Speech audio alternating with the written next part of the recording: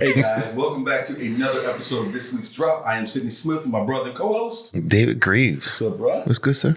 Not much, man. We've been away for forever. So it's been a couple been weeks. missing this. Been 2 weeks. I feel like I was sick for about 10 days and had other shit popping, and you had shit popping, and you weren't feeling great.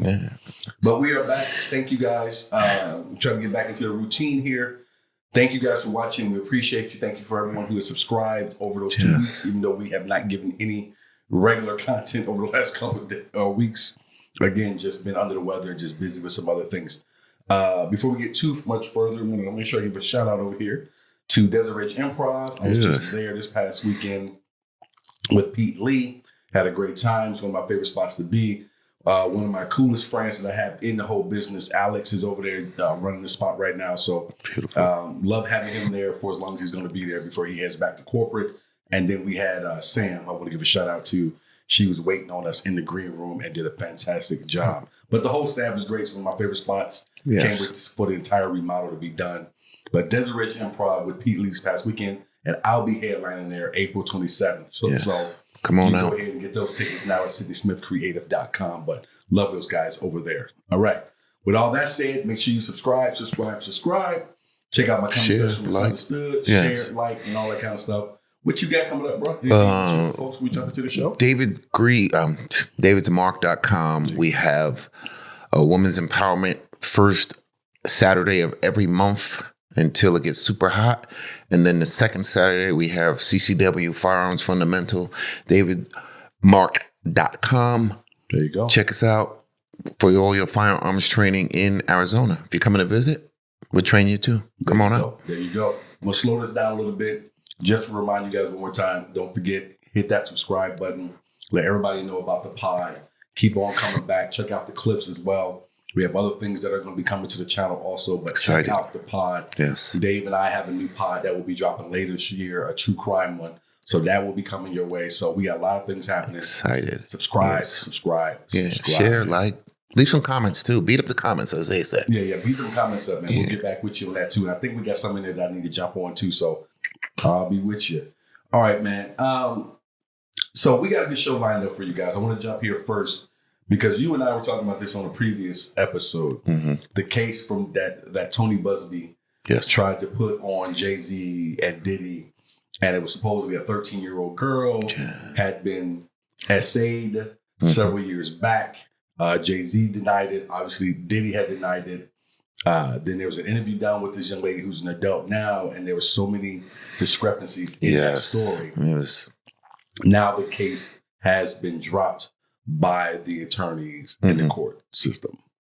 I think my understanding is the whole reason that the attorney filed the case was because Jay had filed a case against him for defamation of character or something like that. Yeah. And because he's one of those ambulance chasing. Seems to be.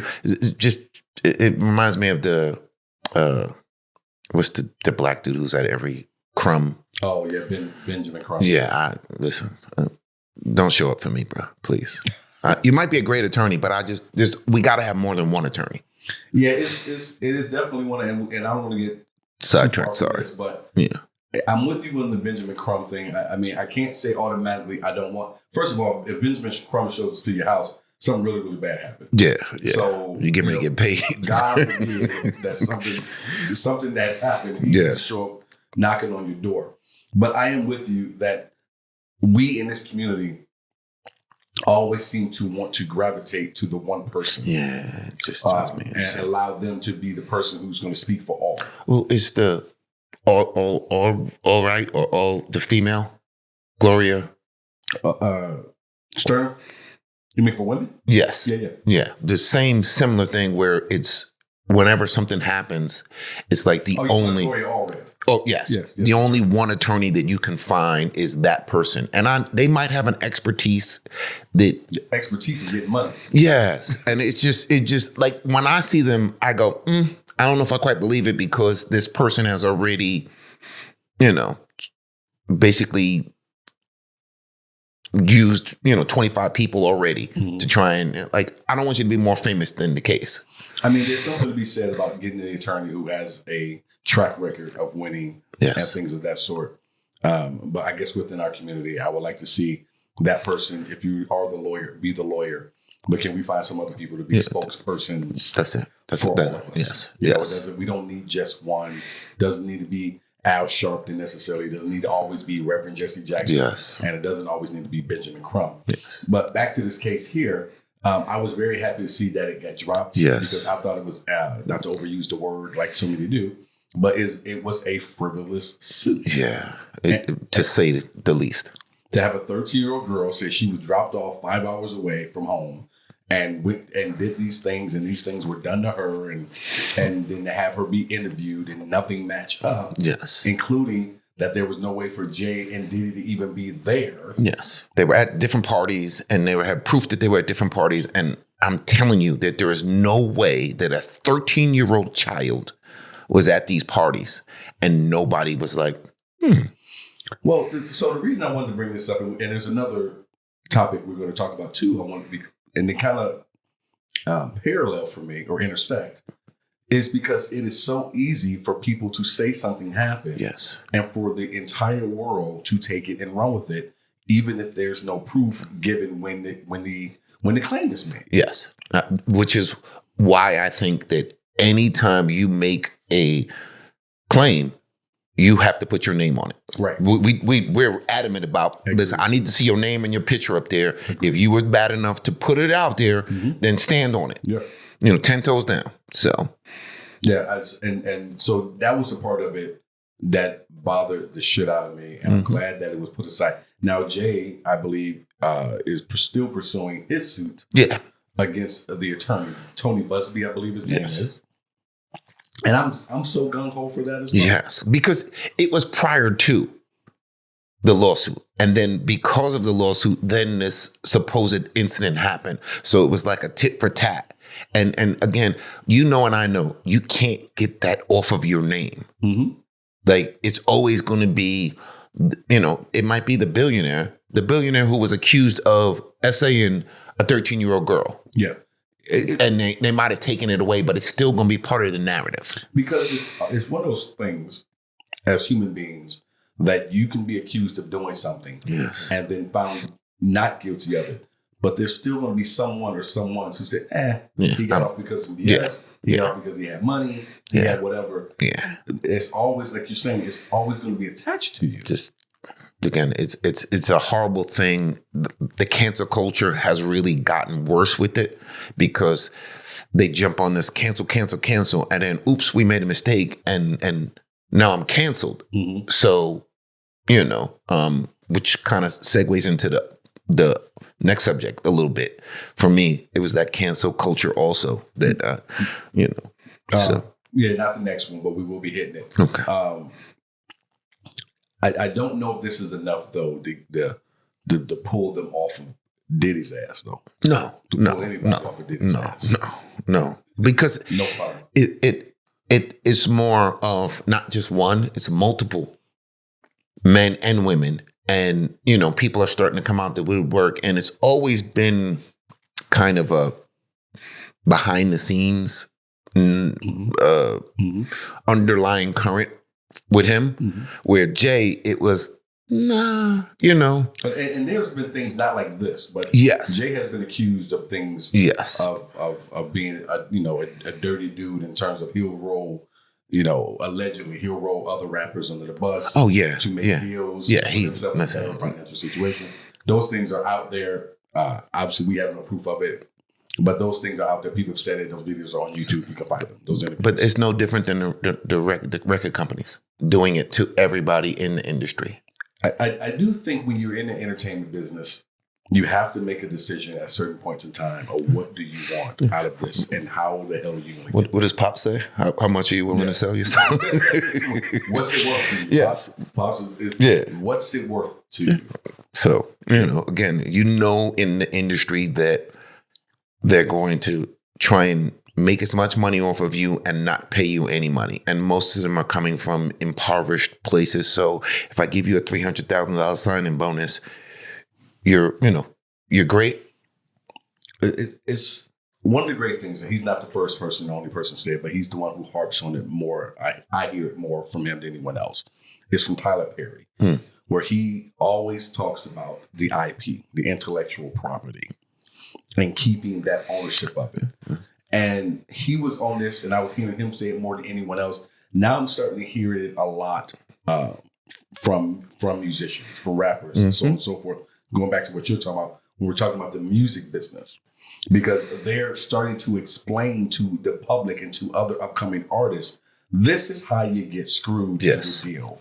And it's been notorious for decades that that's how it happened. And it's only a few people who figured out how not to get it. And then everybody, oh, well, wait a minute, let me try go independent. Let me try and do this. And I think it was, I don't know which podcast they were talking about. Some people are Drink Champs. Yeah. He was like, I'm a company dude versus an independent dude. Mm-hmm. He said, I want them to do everything. I don't want to do nothing. I don't want to have to think about it. I'll take less money, but I'll let the engine be the engine. Mm-hmm. So it's just interesting that. But it depends on how that deal. And so there are some people who do that. There are people who do that in comedy. Some people say, I'm going to sign up and turn over everything over to whatever agency. To whatever agency or to whatever company is going to produce your special and things of that nature, because more people are going to see it because that company has a bigger footprint, so on and so forth. And so that happens for sure. I was listening to Jelly Roll try to explain the deals, how they break down 90-10, 80-20. Yes. It was interesting. Yeah, it was very interesting. And I said, wow, that is crazy bananas how you would stay in debt to these companies forever. Yeah. And so he was using a nice round number like you like to use, like let's say $1 million on a 90-10 split. Where the record company is going to take 90% of every dollar that's made. And they need to be paid back and made whole before you collect one dime. And then the 10 cents, they tax the 90 is what they make. Mm-hmm. And then the 10 cent is what they now say, oh, but you got to pay for the video. Yeah. You got to pay for this 100%. Out of the 10 cents. 100%. So now you got 3 cents. And they're at 97. And then you're back in the hole again because now you need to make another one to make money and so on and so forth. Yeah. So it is crazy. But you and I had this discussion before where I said to you, I'm coming to this realization, and it's not something that I'm happy about. And you may not even agree. And if you don't agree, in the comments. But I feel like in order to make it, to make that money, to be Bill Gates, to be the, as Chris Rock would say, the family that owns the color blue, that shit, you have got to come up with something or be a part of something that takes advantage of people. Yes. And when I say people, I mean more than likely the disadvantaged, poor people. The prohibitionists, the Kennedys. Yeah. Bootlegging, and they were thieves. Yeah. I guess I said it, so it's out there. Yeah, allegedly. Yes, allegedly. All of the barons from back in the days did it by bullying, stealing, robbing, manipulating. And it's done today. Listen. I don't disparage the people, the barons of yesterday. Elon. Yeah, look. So I have a theory that's why you see when they get closer to seeing Jesus, when they got more years and behind and front, that's when they all of a sudden, I'm leaving all my money to charity. Yes. Because there's God knows the bodies that are buried. Yes. And what you did. And you see Bill, I think he said he was leaving his kids $20 million and people are upset about it. I think it was $10 million. And they were like, what, that's all? He was like, I'm giving them, if you can't live off 10, then you can't live off of I created all this with nothing. Yeah. So you can't do something with 10. I don't know what to tell you. But he also understands the bodies that he's buried and tried to infect and sorry. Allegedly tried to infect. So with the vaccines and everything else that he's allegedly done. Yeah. Sorry. Are you against? No. Against the vaccine? Bill, they have. You sitting next to me. Listen, I got them all. So, but when I first got it, I was like, this is not made for us, and I still don't think it was made for us. The COVID? Yeah, the vaccine. Yeah. The COVID vaccine. Yeah, I don't think it was. Who do you think it was made for? It was made for. You mean for black people? Yes, less melatonin folks. Listen, but again, I go back to thinking about they had this thing for women, the ring they used to put inside. Mm-hmm. Remember that for birth control? I remember. And it worked great for a certain ethnic group, and it was horrible for the other ones. Hold on, man. Look, proven fact, I'm not allegedly. I'm not talking about the ring or anything.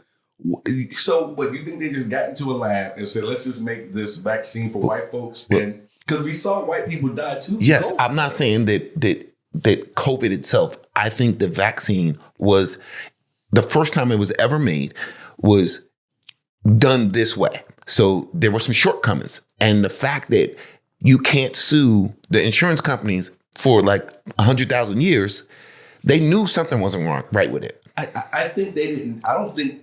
Here's what I think what they knew.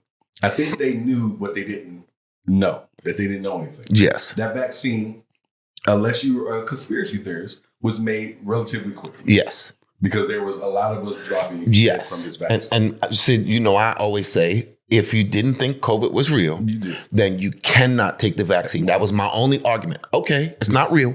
Then you can absolutely, when you get in the emergency room and you can't get the COVID vaccine. So I think that's why you saw the insurance companies not wanting to be sued and things because they didn't know. No. And I'll be honest with you, I didn't know. My wife took the vaccine because she's an educator and she had to for her job. And so she had to take it in order to teach the kids. And so because everybody was all about Jamie had to get it for the medical. Exactly. So I was apprehensive about taking it because exactly to the point. Look, I understand you got to take it because for your career, I'm going to wait a minute because they made that way too quick. My point is I finally did get the vaccine. So did I. Do I feel like there were some side effects to it that I've just recovered from within the last year or so? I do. I feel like I had a speed up in my heart rate from time to time. Really? That was something that I was dealing with. I didn't deal with, and I'm putting it on the vaccine only because I didn't deal with it before. Gotcha. But I dealt with it after I got that vaccine. Mm-hmm. There's a couple other things that I was concerned with before I took it because I have asthma also. Yeah. So I was, but eventually I said I got to go ahead and get this because there are too many people dropping dead. I have a pre-existing condition. If I do get it again, yes. What if this time, so I ended up getting it, and I'm sorry to be long-winded. But my point is, I don't think they made it that quickly and made it just for white folks, I guess. Well, I'm not saying that it wasn't just for white folks. I think that there is a difference in genetically where some things have adverse effects on us that might not have for other people. Okay.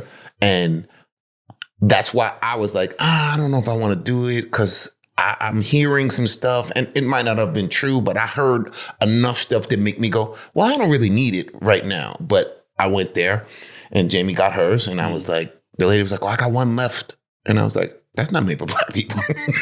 I told her that I wasn't lying. It's not made for black people. You trying to kill me. And she was like, well, I got to throw it away. And God was like, waste not, want not. And I was like, oh, man, I got to get this shot now. And I had zero effect from it. Okay. I had COVID twice. I don't think I really had it. I think Jamie had it. So they said the whole household has it. Never lost appetite, never lost nothing. But my wife was a long hauler. Right. She had the oxygen tank and was for a year and a half after. Mm-hmm. So, again, I have family members who were like, that's not real. When they got sick, they took the injection. So I guess it was real enough then. Look. When the shit hits the fan, that's when we all figure out what's what and who's what. Yeah, we call Jesus and we get the shot. God, why? Yeah. and I tell people all the time, I had COVID before the orange face dude finally came out and said it was a thing. Because I was out in LA. Yeah. When you came back. I came back, did sick as a dog. All the shows. I was sick as a dog before I left. I didn't think I was going to, because I drove out to Cali for this trip. Because I knew my brother and I were going to go up and down the coast because I had a ton of shows I was doing. Mm-hmm. I wasn't sure if I was going to be able to make the drive back. I felt so bad that day before I left. Yikes. And I just laid in the bed. My brother, I remember, went to a Lakers game with a friend of his. That he's passing it around. He didn't get sick. Okay. It was only me. So at first I thought this was, oh man, I came down with the flu somehow. Yeah, because there wasn't a name for it. We thought it was a bad flu. Yeah. This was the worst thing. And again, like I said, I have asthma, so I'm very careful. I didn't have an inhaler with me while I was out there. Yikes. And so I wasn't sure. Now when I got back, and you remember, I was sick as a dog. I was in bed laid up for at least 7 days. Yeah. Bad. Couldn't do anything. And then shortly thereafter, we have this thing that we call COVID. And here are the symptoms. And I'm like, that's that shit. But I think it was like a couple months before they came out with it that people started getting really sick, and you were like, They said it was around in October. They didn't announce it to February. Yeah. So again, because I remember all over the country they were like, it's a really bad flu, but it's a little worse, the worst flu ever. And I was like, this is not the flu, baby. Yeah. Tamara got it. Ended up getting it and lost. I can't remember if it was taste or what. Jamie lost. She started a metal taste and all types of stuff. I'm sorry, folks. I know we kind of veered off, but man, we fine. This is a good conversation. If y'all don't like it, I don't know. Change the channel, but subscribe first. but then when I got it the second time, it wasn't as bad as the first time. Oh yeah. And this was before I got the vaccine, and I said I didn't want to risk a third time. Yeah. And I went ahead. I was around a lot of seniors, so for me, I didn't want to be the dude who got it, because every time I had it, that they said I had it, I had zero symptoms. I lost no taste, no smell. I was eating worse than, being pregnant type of thing. But the crazy thing is, I was working or dealing with a lot of people in the medical field at the time, a lot of nurses. And there were some of them who were so upset about having to take it. Yeah. Because they didn't think it was real. Yes. So it was, we were all over the board. Yes, definitely. What was what. But at the same time, Tamara and I lost a family member to it. Yeah. So you were going to be hard pressed to get us to believe that. I lost quite a few folks that I know. Elderly folks. My mother went to get the injection, and when she got the injection, she got deathly sick. Mm-hmm. Like they had to admit her, and they just had just boop, and she was like, oh. So she was allergic to whatever was in it. Okay. So again, there were certain people that. Again, I if you don't believe it, I was like, not a problem. Mm-hmm. But there's hundreds of thousands of people getting up out of here. So something is doing it. Whatever you want to call it, it's something. And don't act like the orange dude didn't sniff bleach when he had it and get 14 different shots. Oh, y'all don't say you don't even know what he had. He definitely got every shot that they had, inject bleach in his veins like he was telling folks to do, all of that stuff. So that was probably my favorite part of COVID. Look, I'm going to say it might have been the best stand-up I've ever seen. That was him standing at that podium saying something about injecting bleach. And do you think we could figure something out? That shot that they put on the doctors, looking at him, like, I don't say his word often, but I know they wouldn't say nigga. Yeah. What? You said what? Did you just say bleach? Yeah, bleach in your veins. Something like. That's the craziest thing to me, is that he said some stuff sometimes. Yes. That if anybody else said it, I don't care if you were a person who wears one of them red hats every day. Yeah. If anybody else said half the shit this man says, you would say, nigga. Yeah. Get up out of here, bro. And that's the thing that I have a problem with is if we can't admit, because even falling down Bernie, when they would be like, well, I know he falls down. I know he's. You talking about Biden? Biden, yeah, I'm sorry. Bernie could fall too. Who knows? Yeah. Bernie probably, again, and whenever I see any politician that is well past their prime and should not be doing the job and used to, no. Like we say, you wouldn't let them watch your grandkids? Hey, bro, I pulled a hamstring walking off the curb, and I'm way younger than these dudes. Sometimes we just need to be honest and at least say, yeah, he's crazy. Yeah, he says some stuff, or he's falling asleep. And then we can move forward. And again, for me, COVID was like, if you don't believe it, when you go in the hospital, you can't get the shot because it doesn't exist. I remember that ventilator was almost a sign of your death warrant at that time. Yeah. It felt like. They were flipping you upside down on it. And my sister-in-law got really sick with it, you know. So, yeah, she was, and it jumped really, really quick, really fast. So we were really definitely concerned about it. Again, like you said, I lost some people that I know. I know a dude who got it. He went to Mexico and got some stuff and was doing better, but he still had a oxygen tank around the house. And then finally he, succumbed to. Oh, so he too. There's quite a few people that I know personally. Which should put a fear into everybody anytime you're hearing what they're talking about now with this bird flu and so on and so forth. Look, I'm going to say it, you know, living in this country, as much as I love this country, as much as we love this country, you know, that COVID shit, man, it should have made us all wonder, are we really prepared? Yeah. I go back to Katrina. Okay. And every disaster that we've had. Mm-hmm. Clearly we're not. Right. We're not. Right. It took how many, 5 days for them to go down and get the people out of the Metrodome or whatever it was called back then. Mm-hmm. And you know, again, just the fires in California, the fires in Hawaii, the hurricane in Texas. It's just, we're not prepared as much as we think we are. Again, even when COVID had hit and they were like, nobody could be on the streets, man, people were printing up fake, I got permission from the federal government. It was selling it stop. Like it was like crack or something. Here's something right now, and this is on the list, but I just put it on because this is a true thing. I've not felt this way since the first time I did this. And even then I wasn't as much as I am now. I'm afraid to fly right now, bro.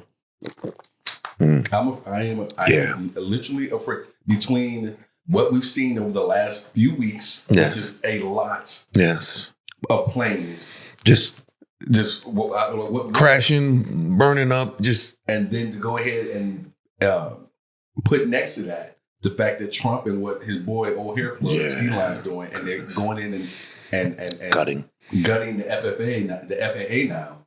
I'm not in a hurry to jump on a plane, and I was planning to take quite a few trips this year. And I just booked one, so I'm like, ooh. Yeah, and remember it was last year or the year before where the door blew out or the window blew out. Mm-hmm. So again, you're right. I'm a little concerned, but I'm also concerned about nuclear stuff because they fired a bunch of, and then was like, oops, we're sorry, come back. I'm concerned with that too, but getting on a flight I can do tomorrow. Yeah. Yeah. You know what I'm saying? As opposed to that, I'm not saying both of them are devastatingly stupid things to do. Yes. All of it is dumb. Now, I'm not trying to go down that road today, but all of it is stupid to have a man, I like to call them hair plugs, going in and doing what he's doing and have no experience at all to be doing it. Mm-hmm.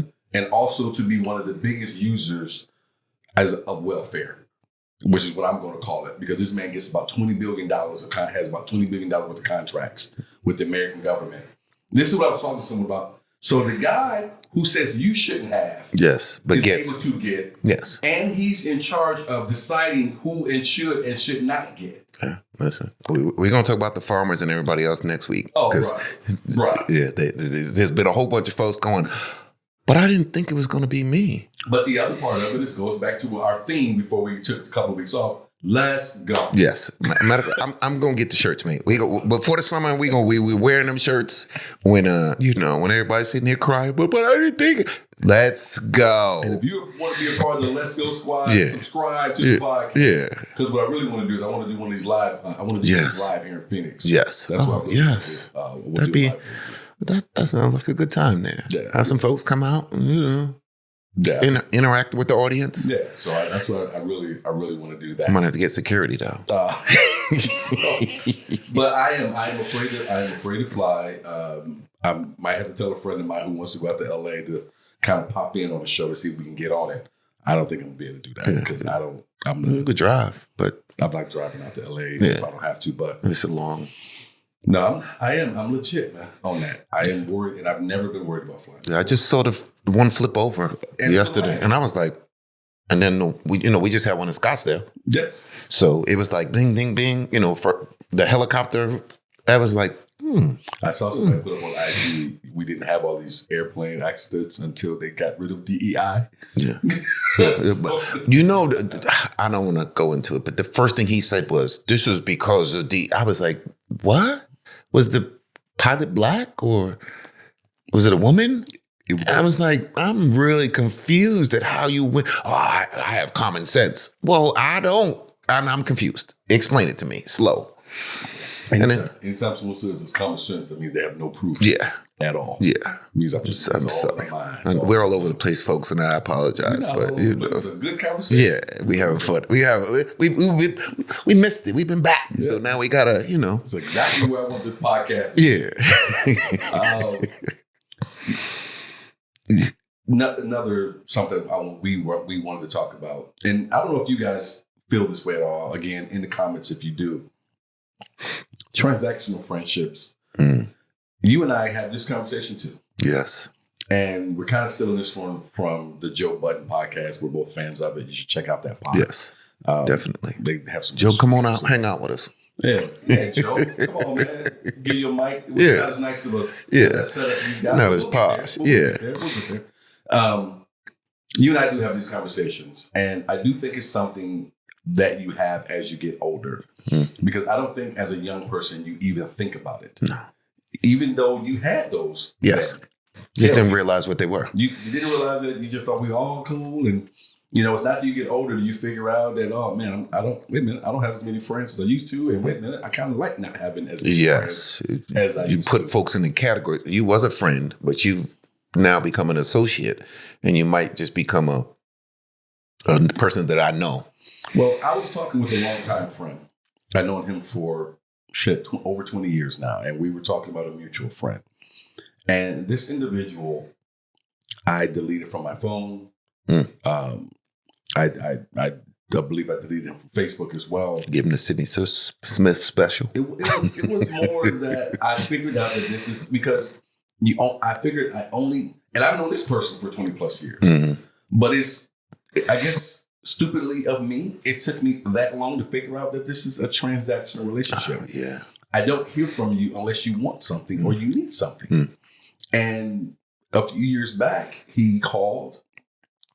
And because, Dave and I are similar this way too, that we are friends who will reach out, text, call to see how you're doing. I haven't heard from, now he and I talk all the time, but let's say we didn't. One of us would reach out to the other. Hey man, haven't talked to you in a while. Yeah, you good? Everything straight? Everybody's not like that, which is fine. But then you have those friends who you only hear from when they want something. Yeah. And that's who this person was. And it took me 20 years or so to finally figure out that that's who this person is. Because as they said, and you touched on this, as they said on the Joe Budden pod, you find out who that person is when you tell them no. Yes. And I said no. And after that, haven't heard from the person again. Person doesn't respond to my phone calls, text messages, and so on and so forth. So, so absolutely, if this is all that was, then there doesn't need to be. Go any further. I'm not your bitch. Yeah, we ain't going. We don't need to go no further. I'm not going to chase you. Yeah. And so that's where I figured out, at least with that one, and he's not the only, but that's the first thing that came to my mind, transactional friendship. I think I told you this story before. When I was in New York, I had a friend that if the phone rung, I could turn to my son's mother and show her, and she would say, he must be lost. And every time he got lost, that's when my phone rung. Or certain family members, you're like, oh, they're trying to sell me something. And, we have friends, something is wrong. What's wrong? And when you're younger, you might not realize it, but my peace is so super important now. So I understand that it's a transactional thing and I don't have to swipe my card to be part of it.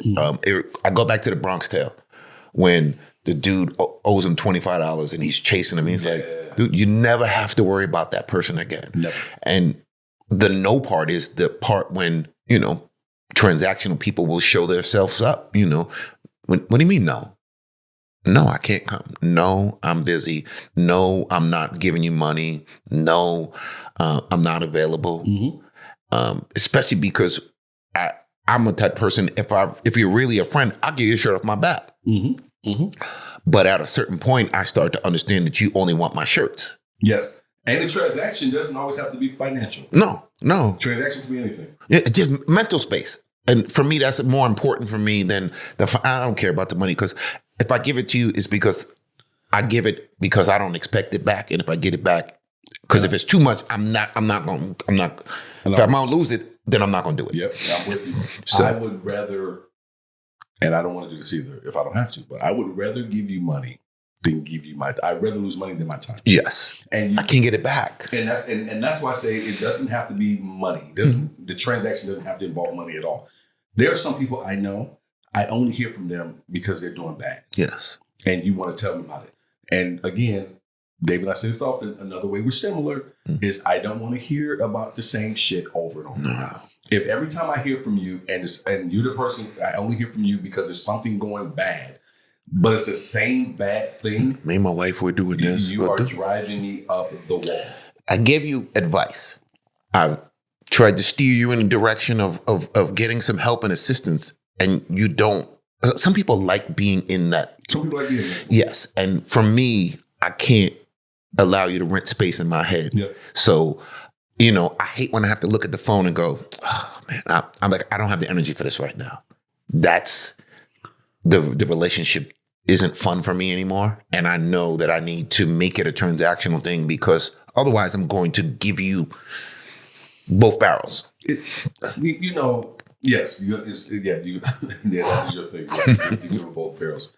The transaction, I think it almost can't be helped when you are people of a certain age to a certain extent. Yeah. And I've listened to a couple of different podcasts, and then I watched a couple of clips on IG where they talk about why is it so hard to make friends in your 40s or your late 30s or whatever. I think it's because you just don't desire to be around as many people. Yeah. So in order for you to be in my world, there needs to be some reason of whether you are just a good friend and I value that, or you bring some other element to my universe. Other than that, there's no reason. There are no new friends. I get it. I'll bring people in and they can be associates, but it's really hard to break the friendship level. And it might be a really good associate, but friend, I've thrown people out of the friend zone and put them into associate faster than I put somebody from associate to friend now. Yeah, 100%. It's I'll give you a chance to be a friend, just to see how it goes. But not too big. I told Tamara all the time, when I leave this earth at my funeral, I want people to just be discovering shit. Like they're overhearing one conversation over here, like, wait a minute, I didn't know that. Yeah. And then like the whole room, I want that to be happening. There's very few people I want to have the entire book of Sidney. Yeah. We met someone, I don't want to mention her name or anything or how we met her, but we met someone last weekend. And her thing she wanted to do was play these games that you ask questions and you get to know people and shit like that. And I said, no, I'm not doing that. I said, well, what do you need to have information or to know anything about me? I just met you 10 minutes ago. Like the taboo and all of those games. Yeah. I hate those games because I've seen people fight, break up, and people look at you differently. When I tell you something about my past, it might change how your perspective on how you see me now. And everybody's not able to filter 100%. So again, for me, I say all the time, I love people, but I don't really like people. Yes. I used to tell Tamara, because Tamara was a lot more talkative, a lot more open when we first dated. And, I was like, look, I love you, but you sometimes you got to be quiet. You tell them too much. Yeah, I said that to my wife too. That's the twins. People don't. I said this is how people end up getting used or taken advantage of, because a con person, and As far as I'm concerned, if I just met you, you're a con artist to me until I judge you validated. But they're waiting for you to talk too much. They're waiting for you to say that one thing that they can take and twist and turn and do whatever to get a hook into you. But I used to tell her sometimes, I said, okay, so I see you talk to X, Y, and Z, this girlfriend, that girlfriend. I said, so I guess that means when I decide to take you out, I got to take them out too. Yeah, they all there. They already know all the information. I said, you don't keep talking. I said, you're putting them in jeopardy. They're on the hit list. You did it. I didn't do it. Put them in jeopardy. You tell too much, but there's such a thing as, and I think I get this from my mother, where what happens in house stays in house. Yes, and everything doesn't. That's an old. I don't want to say old black. It's just I think it's a cultural thing, or maybe it is a cultural thing. But what I want to say, that I'll let you go. The house doesn't always have to be a physical house. No. In terms of keeping stuff to yourself. Yeah. Listen, we talk too much about too much stuff.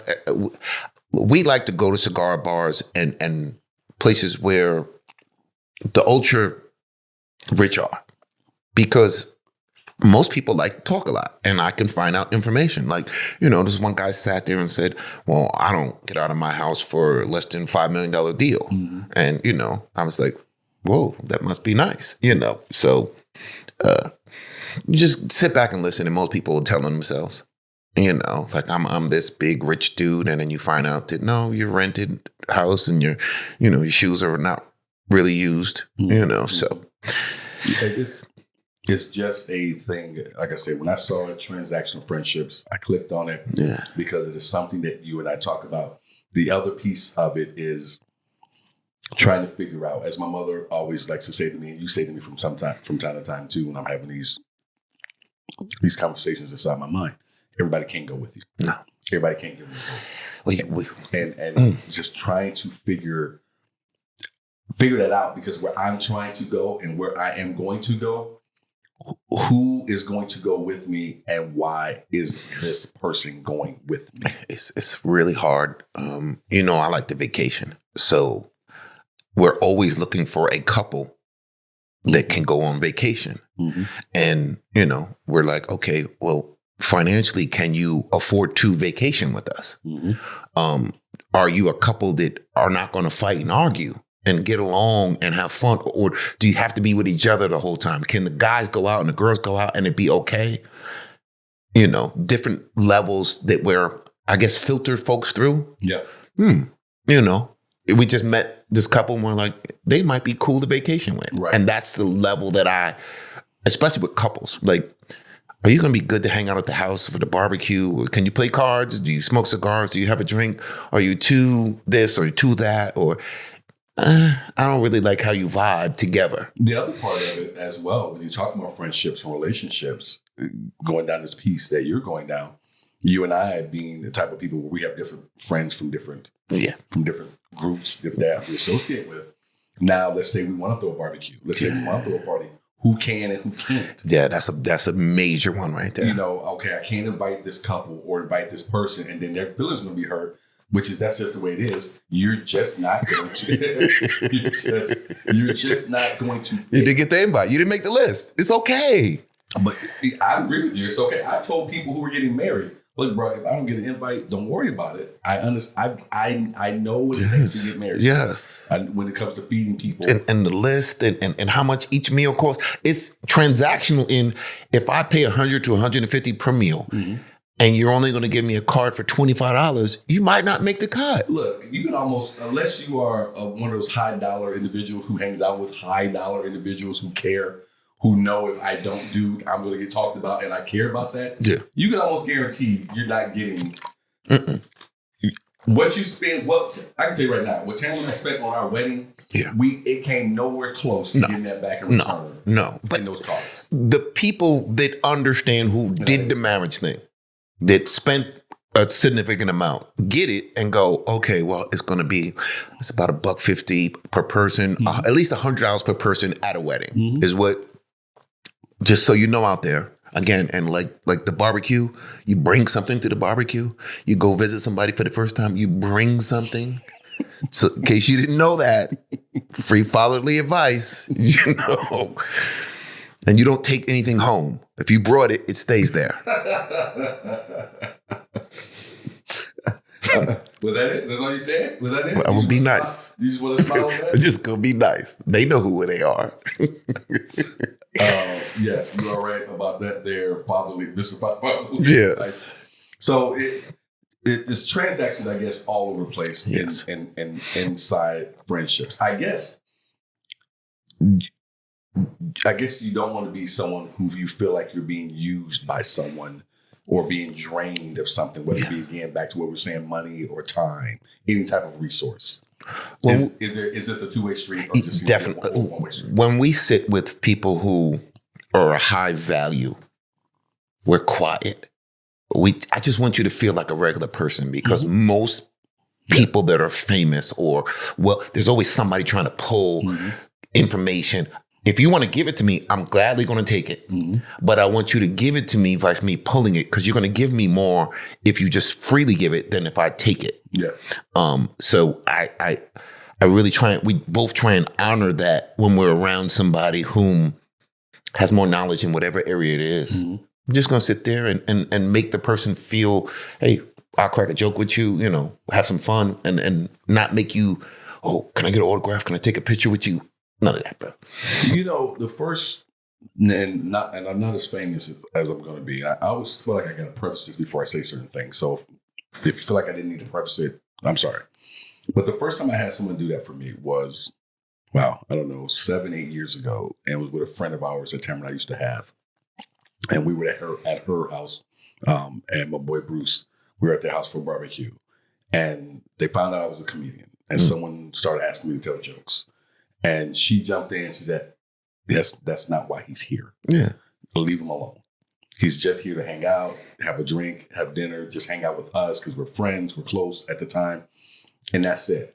And that's the first time someone ever did that to me, and I loved her at the time for that, and I love that, and I've had people do it for me quite a few times since. But you would never do it to a banker. No, you wouldn't. Or an attorney. You wouldn't. Or a doctor. Hey, doc, I got this thing right here. Could you cut me open real quick while we're at the barbecue? And you would at least wait to get around where everybody could see you embarrassing yourself. You got 100%. So to your point, it is one of those things where you just do value that. And I'm sure the people that who are uber rich or famous that we've been around, they value the fact that we don't pull on them that way. I'm not impressed by it. I wish you could pass some information. I'm always going to take information, but if you don't want to give me information, I'm okay just being there. Again, we've hung out with enough people to be like, yo, we hung out with such and such. Yeah, cool. Okay. Keep it moving, Yeah, 100%. The other person I don't like, and then we can move on, is the person who always wants to come off like they're big time, and I'm going to do, or I can do this for, and then they fall way, way short. Yes, just shut up. Just shut up. Yeah, just shut up. So I don't like those people at all. I could do with less of them. Yes, because there's a whole lot of them who feel like I got to one up you, or I did this better, and I could do that. Shut up, because you didn't. Right, because one of the best meetings I've ever had was with an individual who I told him I'm trying to get investors to fund one of my film projects. And he said, well, I would love to sit down with you. And so we met at a sushi spot. We ate sushi. We had a couple of drinks. We chatted. And his name is Ross. I want to give him a shout out. It was Ross. And great conversation. I knew him before this as well. Had some great conversations before. I met him through a mutual friend at that time. And he took the meeting with me. It was my first meeting, my first pitch meeting. And I brought the script, and he read it, and he was like, "Oh man, this is amazing." He loved it. He said, "What are you looking to do?" I said, "Well, I'm looking to do X, Y, and Z." And then we talked about ROI, return on investment. At the time, I said, "I am in no position to make any promise on that. That's not. I'm not going to sit here and promise you anything." And he said to me, "I'm glad you said that, because if you promised me anything, I know you were lying." Yeah. He said, "But I'm going to tell you something. This is past where I am now." Mm-hmm. He said, "There was a time in my life, in my career, where I just invested because I wanted to see someone get something done and to have my name show up in the credits as an executive producer and all those different things. that meant something to me. He said, I'm past that now. He said, what you're going to need, and we had this conversation about where he gave me advice and where he thought I needed to point my energy. And that was one of the best meetings. You know why? Because I asked, you said yes, let's have a meeting, sat down, you gave me the answer straight up, right there, right then. And to this day, and then he still came out to my comedy special. No fluff, no nothing, no smoke. Tickets, no smoke, paid for tickets to come to the special, told me he thought that was funny, so on and so forth. It's the other guy we're talking about who makes these big, grandiose offerings. Yeah, I'm going to give you and then $250,000 because I love you, because I just do it for folks. Yes. Dude, stop. Just stop. Listen, just say less is the word. That's what we're going to do. Say less. Well, no, because say less means something completely different now with these kids. Oh, yeah. When someone says something, say less. That means you're like, yeah, I'm right there with you, brother. Yeah, no. Keep your mouth closed. It's my say less. I did before we say less. I want to talk about Jonathan Martin admitting. Yes. This kind of hits home a little bit. That with Jonathan Martin, for you football fans out there, you'll remember this. Back in 2013, Jonathan Martin and Richie Incognito played for the Miami Dolphins. Once they were both offensive linemen. Yes. And Jonathan said that he was being bullied by Richie Incognito. And the whole thing came out of it. I think the Dolphins had to pay Jonathan Martin some money. Yeah, I believe so. And I think they cut Richie. I think Richie took a hit. Was suspended for a year or something like that. Yes. He lost. I think I saw $13 to $15 million he lost. Yes. And so I wanted to talk about this quickly and kind of full disclosure. David and I both have had a chance to be around Richie a few years ago. Several times. Yep.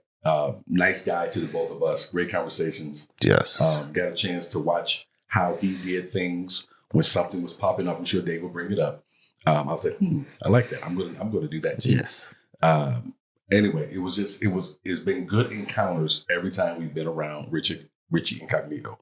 And so what we experienced did not mesh with what this was, but I have a couple different reasons why I think that's the case, but I'll let you go ahead. When I first heard it, I didn't understand it. How as a grown man, somebody could bully you. And I think the climate at the time, still that cancel culture was just starting up, where, bullying is a bad thing. And amongst kids, I understand that, but amongst grown people, we're both working, we both have the same level. There's no bullying. I think there might have been a hazing, rookie to, offensive. Hazing in the military. Yes. Yep. We're trying to toughen you up. We're trying to sharpen you up. It's iron sharpening iron for real man. But for, males, it's, oh, you're bullying me. You're being mean to me. No, this is a rite of passage. This is how we get to you being the best person or player, because you're right next to me. Mm-hmm. So we need to be a team. So I didn't quite understand it. I didn't quite believe it. And then upon meeting Richie, I definitely didn't believe it then. Right.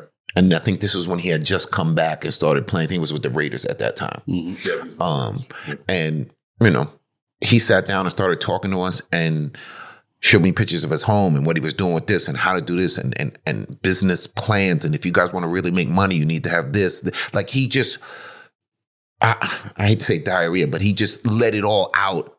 Free information. He didn't have to. He didn't know us. We were smoking cigars, drinking, and he was like, try this. It's a better drink. E.H. Taylor, you want to sponsor? Yeah. E.H. Taylor, we're big fans. Yes. We were drinking it for anybody else. Yes. They started, you can't even get it around now. But yes, just, again, really different from the person or the persona that I had been told. And I'm sure, when he was at work, he was the tough dude. He had to be. He's an offensive tackle, and everybody else is coming to try and get through him. And you get mindsets of football players, they're all kind of sideways. Yeah. So, I didn't have a problem with him being the outwardly tough dude, but I saw when a situation went left and how he Maybe it was because of that situation, but he definitely morphed into the background. Well, his guy that he had with him. Yes. And I don't remember his name. So if he ever sees this, forgive us, unless you remember it. No. He had his guy with him. He was hanging out, and you could see that he was, in order to get to Richie in whatever fashion, you're going to have to go through him. Yes. Whether it be, if there was physical or just conversation. If this guy didn't like you, you weren't going to get. He was a gatekeeper. You weren't getting to. And there was something that happened at the cigar bar we were at. And it was a dude, I don't think he meant too much harm. No. But he was loud. He was drunk. Yeah. Dave intervened and this other individual intervened. And Richie went and stood about 20 feet away. In a corner. Yeah. And stayed so far away from the situation. And that was the piece that I noticed. We both talked. That was instantly we talked about on the way going up. Did you see how he did that and how he and again, it might have been because he understood I can't get caught in nothing anymore. And once you get caught and get that stain on you, which is the same thing we were talking about earlier, is once you put a stain on somebody, they'll always have that stain on them, and he's always going to be the bad bully. I'm not saying you're wrong, but I will say that day I agreed, and for all these years since that happened, these couple of years, few years, whatever it's been since it happened, I agree with you. Where I'm going to probably slightly disagree with you now is that a few weeks ago, being in Scottsdale, hanging out outside of the cigar spot again, and watching this fight break out between these two middle-aged white dudes. The dude who got punched in the face gets up and comes right over to where we are. And says, well, do you guys want to fight now? I went and stood behind those guys. Not because I've gotten into any situation, but because I'm not getting ready to get in anything. No. So I stood behind everybody. You know, I tell you that all the time. Like, listen, you're at a certain point, you understand that my light is too bright to allow somebody, a grown man who's going to fight in the street, drag me into it. Now, if he put hands on me, he ain't got to worry about him dragging him. But so if I step away, then you can't do anything. Yeah, because again, it's you're guilty by association, which is why we say this all the time. At a certain point, you get grown and you understand I'm guilty by association. So if I go with these people to this spot, then something breaks off. Well, why were you there? You know, I mean, you hear it all the time with football players. Why were you at the ghetto spot? Why were you at the club? Why did you have a gun on you when you could have had a security guard or bodyguard? It's just certain points where hopefully you get smart enough to go, that's going a little left and I don't want to do that. Well, that's why you weren't there this particular night. But last year I went out with some of our brothers and we went to this spot that I would normally not. Is that where they threw the chair? They started throwing the chairs at the end of the night and, you know, trying to grab one of our brothers and get him out of there. But after that, I told you, I'm never going back to anything. I don't go to places like that on a regular, but I decided to do it because that's where they like to go sometimes. And this is what fucking happens. Now, what if this shit had came this direction? What if I got hit in the head with the chair? What if one of our brothers ended up in the middle of something and now I got to get in? All these different things. And I don't think that they understand that we're rabid dogs that you just keep on the leash. Because if it goes left, I'm going to take it all the way left. And then it's going to be like, well, why did you have to? Yes, I did. Now nobody will ever do that again. And so to kind of bring it back, watching Richie that night, I learned something there. But being around him also. Now, again, we're not in the locker room. And this goes back to what you were talking about. When it comes to men, and I don't think we can talk about it as much as we used to be able to, but even now, we still talk shit to each other as grown men within the confines of our group. Whether it be on the text message. We just got finished talking smack on the phone. Right. Talking shit. One of my brothers called it. It still happens. And you were making the point. They took the word bully. And they used it across everything. It used to be teasing, used to be hazing. When you grow up with older siblings, especially if it's boy to boy, we beat the hell out of each other. Cousins. And it's always toughen you up. Yes. For the real world. The real world is tough. When you get into the military, there's shit that's done in boot camp. There's shit done in school. There's shit done on base. Yes.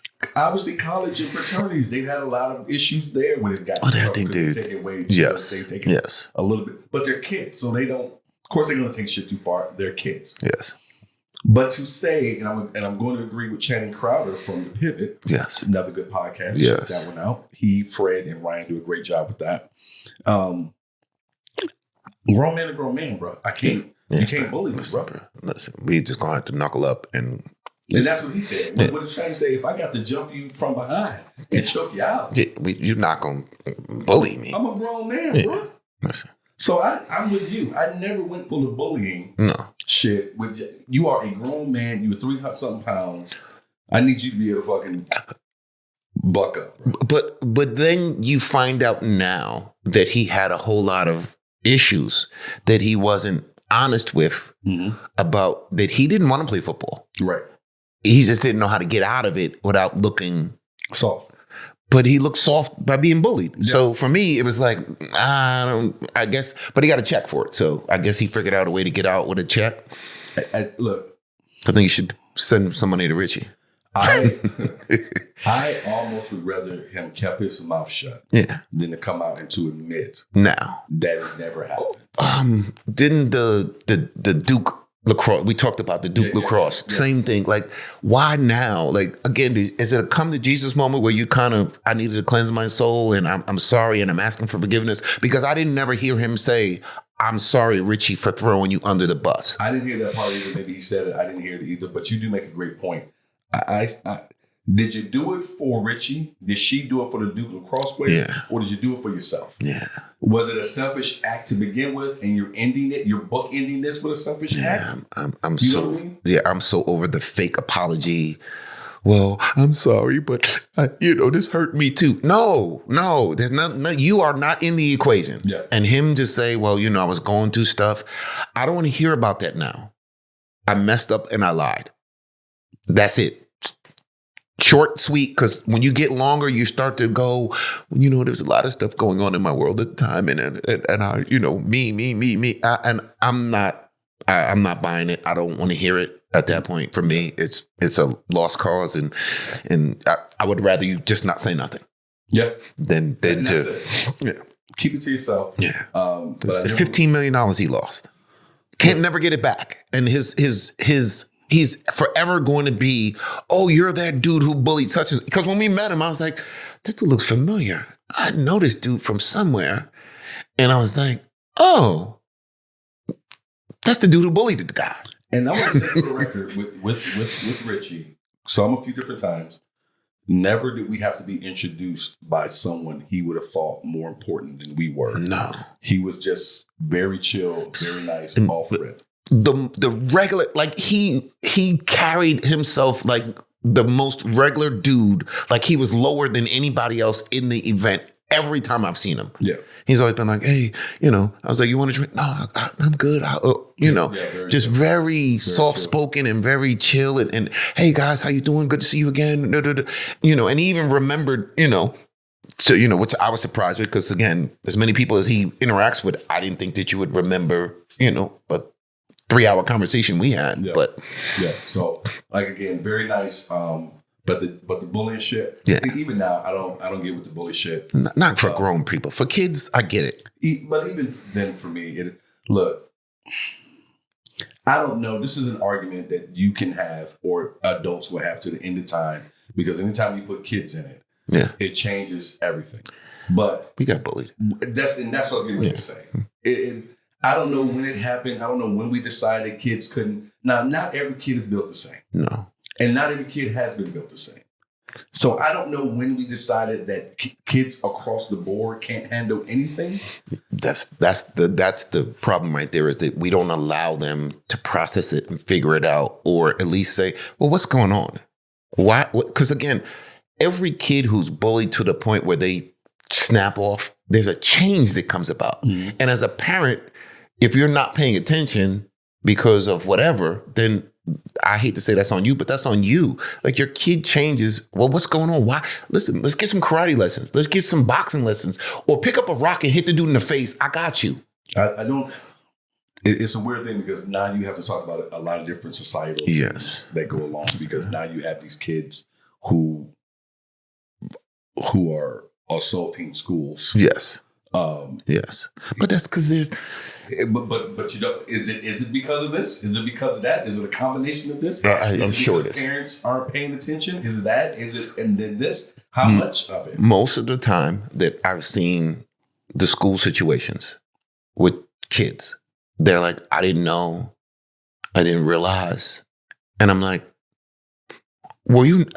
Listen, my kids will tell you, phone checks, laptop checks, notebook checks, book bag, dump out, everything. I'm looking at it all. Come here. What's the smell? What's that on your face? I grew up in a time when you had one phone in the house and it was right there so your mother could hear everything you talked about. Yeah. She might pick up the phone. Get off my phone. You've been on the phone too long. Yeah, Mom. Because the only other phone in the house was in her bedroom. Yes. So she could. She wanted to. And did it on a regular. Get off the phone. But that's what I'm saying. Is it all those different things that we can talk about now that are different? I'm sure that it's... And does that make what we've seen a lot of these kids? Yeah, because it's not just one thing. It's not just the bullying, because we've been bullied forever. You know, we it was teasing, and this is how you learned your chops. You know, you learned how to tell jokes, or you learn how to deflect the joke, you know, or you just learn how to hit people, and then they stop telling jokes on you. I've already said you learned how you could defend yourself. Yeah. Either you were a fighter, or you're somebody who had a mouthpiece, or whatever it was, you figured out who you were. You made fun of yourself so that somebody else couldn't do it. That too. Yeah, rabbit in rabbit from the smile thing. All these different things. And so that's why I try not to have these conversations, because you have people out there who have children, they're very sensitive about it. And then you have people who are from the old school, if I can say that, if I'm old enough to even say old school. I am. Who are like, bro, get over it. Yes. Man up. And again, I think we softened. Everybody is like bumper cars. You can't really say anything. They got rubber bands, you know, rubber mat. Oh my God, this is just, you know, like, again, people go to comedy shows and they get mad because the comedians. It's a joke. If you didn't want to come get a joke, stay home. Yeah, it's as a guy who does not always headline, it is something, because you work with certain comics, certain headliners, and you can see who that crowd is. Yeah. Based off of your type of material you do. I don't want to mention them, but I'm pretty sure this headliner's fan base doesn't care for people of my complexion too much, because the way they react when they come out, and I'm standing there to be nice. So it's all that. But I also have black people who get upset with me about a joke that I've told. Mm-hmm. So it could go either way, to your point. But there's enough of them that laugh. I'm just saying, I want to make sure I give to both sides. Yes. I've had black folks who didn't like a joke that I told about black folks. Yes. Who did not. What are you talking about us in front of them? 100%. Oh my goodness. I've had them get up in the show and stare at me sternly and then walk out. But the same joke that they have at their house, we can't have it now. 100%. Get out of here. 100%. Soft. Get away from me. I listened to Joey Diaz a few years ago. He was here. Love Joey. Yeah. In fact, one of the nicest dudes. He's right there. If you can see it right there in that photo behind Dave there. Had a great time hanging out with him and Sarah Silverman and Whitney Cummings at the in the Comedy Store in the green room of the main room. But watched him. He was here at the Tempe Improv. Man, sold out blasted that room. Sold it out. I think they had to add one or two more shows for him. But he stood on stage and he just talked about the pussification of this country, and kind of just tore into, you know, the teenagers and all the adults are standing up and applauding while he's doing it. But somebody was he just had a hysterical way. Bruised, and I'm telling you now that the Green Room is going to be the name of the comedy show. It's the Comedy Store. What? Yeah. What's that? You said Green Room, and instead of the Comedy Store. Mm-hmm. So when we have the comedy club, it's going to be called the Green Room. It's going to be called the Green Room. Yeah. Okay. We'll double check, see if there's anything out there. I don't know if there's anything like that out there right now, but it's not a bad idea. Yeah. So happy that Richie's name has been cleared, I guess. But at the same time, it's still tarnished though. Bro, just go sit down somewhere. Yeah, he's always going to be the dude who bullied somebody, the racist or the whatever. It's how you lead, you know, his name. And no matter what you apologize, the Duke guys, those are guys who raped that girl at Duke. Yeah. No, we didn't do it. It was false.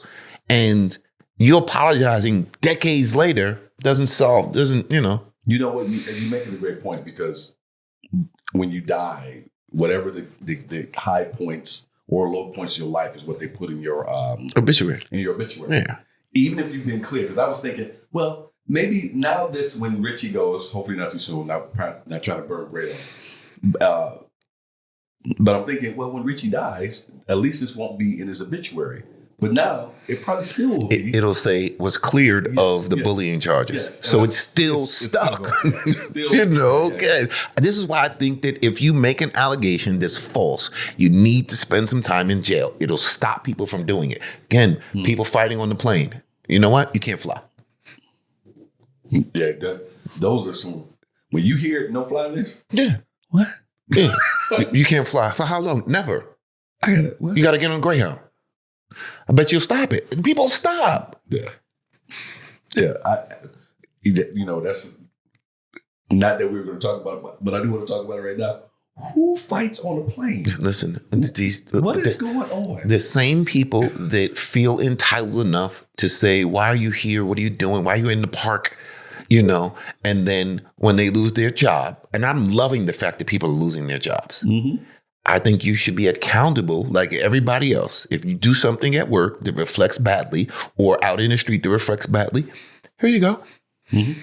There's certain things I don't say on the podcast because I understand that I have other entities that are attached to me that I don't want to have to get the phone. Yeah, hey, minister, we need to talk. I know, I mean, you do your best. Yeah, occasionally I overstep because I'm an overstepper. Habitual line oversteppers. I just always I'm so. Who are these people who lose?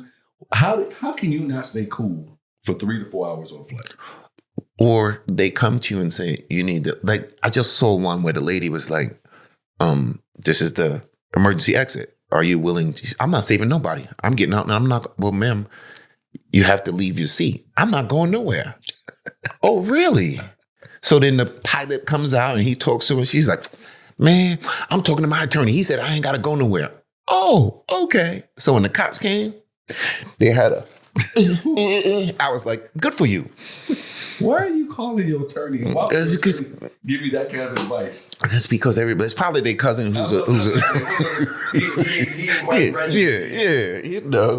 I went to law school for a year. You ain't got to do that. He's still pre-law in undergrad. Yeah. And he's going to some community college in the basement for his degree. Yeah. What was that back in the day? ITT? Yeah. I got a certificate. I'm a lawyer. I got a certificate. Oh, really? Did you take the bar? Nah, we don't have to take that. That was such a great hustle, was for those schools, for profit schools, which I think all schools are for profit, but you guys know what I'm talking about, where you could get a degree from this school, but if you wanted to further your education, those credits would not count. Oh, yes. Yeah, as soon as you went to it, like, you get your associate and then you go to another school. Oh, no, you got to take all them over. What? This all? But I got this piece of paper. Yeah, we'll wipe your tail with that. It cost me $60,000 of school loans. Yes. That they still paying for. But ITT was bananas. Yes. Yeah. I got into a conversation with someone recently about school loans being forgiven. We've never talked about this. No, we need to. Yeah. I'm gonna talk about it right now real quick. Okay, good. I'm for it.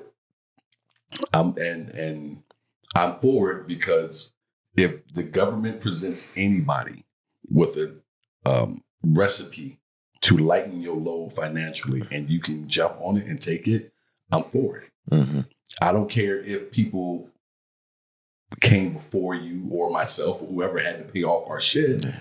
It sucks. That's timing, but that argument, I've heard it said, well, I had to pay for my school loans. Dude, you used to walk school up and down 25 miles, right? In the snow, both ways uphill. Shut up. That's some old crabby. I think that if you're going to give away paying off a school loan, that there's some quid pro quo. Okay. Where, like for nursing, you have to work in a nurse in that hospital. We're still going to pay you, but you have to work here as opposed to going somewhere else. Cops used to do it. And they do that for like school teachers and nurses and stuff, Yes. where they do some type of wasn't forgiven. No, but they would set it up. Some debt forgiveness, some of it. And I think that's if you want to go get a master's degree or a bachelor's degree, great. Wherever you work at, you have to, whoever's going to pay for that, you have to say, I'm going to do 2 to 4 years here.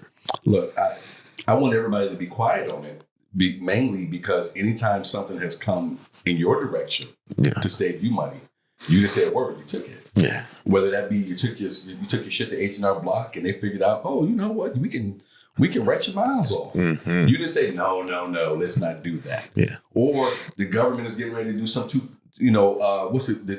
They're going to increase the child tax credit. Yeah. I don't recall a line of people that's about, well, you can increase it, but keep mine the same. Yeah. We all, here's where I'm trying to go.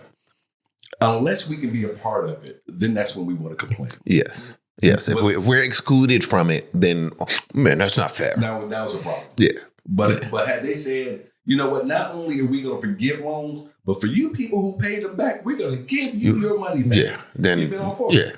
Again, and taxes is the biggest thing for me because people complain, except for when you hit that tax bracket where you figured out I don't have to pay taxes. Mm-hmm. And then it's, you guys need to figure that out. It ain't that bad. Yeah. Yes, the loopholes are bad, but I'm going to use the loophole. 100%. Shut up. Which is why when you talk about some of the Democrats, the Pelosi's and so on and so forth, the Hollywood Democrats, all those people with money who complain about X, Y, and Z, I would love to look at their taxes to see are you taking advantage of all those things you said did not exist? Yeah, stop it. I bet you are. Come on. I give you credit for saying you want to put up a good fight, but your credit stops because I'm sure you're taking advantage of all the things you say that are wrong. My thing is, if you make over X amount of money and they're saying we're going to tax the multimillionaires, are you paying extra? Mm-hmm. Are you willing to pay extra? Mm-hmm. And if so, then just do it. 100%. Don't talk about it. And then when it comes time, you're like, well, no. What about this tax bracket, accountant? If I do this shelter, then and you can't tax my money from investments because it's different, yes. Again. Which is where you can give the Republicans, the old school Republicans, not these MAGA red cap wearing bastards, where you can give the Republicans of yesteryear credit. It's a Yankee hat, not a MAGA hat. Because they would at least be upfront with what they wanted to do. Yes. I don't want to pay taxes. And I want as little government in my business so I can make more money. And how do I say this? I am all for cutting the fatness from the federal government. I think it's long overdue. But not with the machete that they're doing it. And not hair plugs. Yes. And I think that it needs to happen. I need more than one person doing it, or the 5 or 6 that are indebted to him. Let's filter it through more than one lens so that we can figure out, let's not fire all the nuclear code people. Oops, we made a mistake because we just couldn't. Again, it's the federal government. It's a bigger agency. Things happen, and there's a lot of double and red tape, but it's there for a reason. I already knew this. I want to say this, but I do want to say I just heard someone speak about it today. Let's not act like the cuts that are being made are that big a deal in terms of the grand scheme of things of our budget. The largest parts of our budget are Social Security, Medicare, Medicaid, defense. Yeah, and they're not going nowhere. That is sorry. They're not going nowhere. And that's right. Yeah. And they are 80 to 85% of the budget. What this dude, which I like to call hair plugs, the dude who invented that car that a lot of y'all bought, is doing nothing towards debt. No. You're just causing confusion for the sake of causing confusion. And back to where we started before we get out of here. I don't want the dude who was one of the biggest winners of a welfare system. Yes. with his $20 billion worth of government contracts, being the guy who's in charge of it. And then tell me that, well, no, it's not a conflict of interest. What? Yeah, 100%. So let's go. Yes. We are about a month in. Yes. We have 3 years Yes. and 11 more months to go. Yeah. Yeah. It's gonna be what it's gonna be. And strap in. Excited for it. Another good show, sir. Yeah, man. Glad to be back. Glad to be back with you guys. Yes. Don't forget, as Dave always likes to remind you guys, subscribe, like, share. Yes. Comment. All that good stuff. And we're looking for some sponsors too. Who we looking for? E.H. Taylor still? Yeah. E.H. Taylor, Nike. Matter of fact, whoever wants to sponsor, I'm taking it. I'm taking it all. Red money, blue money, pink money. It's all kind of. All, as long as it's green. Yeah. Hey, listen, it all spends the same. We're not, in case the government's watching, we're not getting it in a suitcase. So we will pay unless you pull it up to my house. And on that note, before he goes off to federal penitentiary, thank you guys for watching this week's drop. Yes. We'll be back next week with another episode. We appreciate you. Everyone have yourself a good week. Yes. And a good weekend. Yes.